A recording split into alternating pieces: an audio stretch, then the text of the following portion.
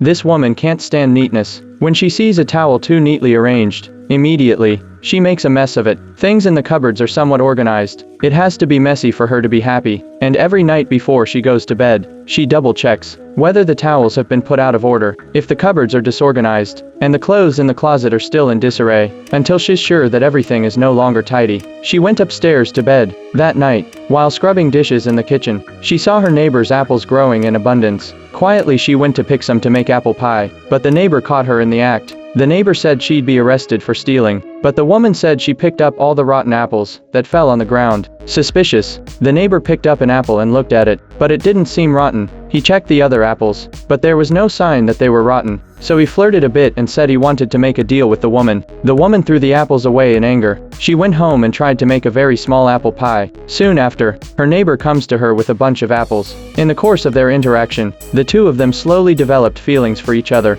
But at first, the woman hid her real name, although the man did not understand. But he finally chose to forgive her. Just when they were about to reach the crucial step, the woman was suddenly stimulated. She broke the relationship that had just been eased. The next day, the woman finally decided to open her heart to the man. Only then did the man realize the woman used a fake name to avoid her perverted husband. The woman's reaction last night was also the result of years of pain. Even in order not to be discovered by her husband, she had to be careful when she called her mom. When heard this, the man had a brilliant idea. He puts a beard on the woman and put on a man's wig. He disguised the woman as a young man and drove her to a sanatorium. Finally, the woman meets her mother, but it was also a hasty move that exposed her whereabouts.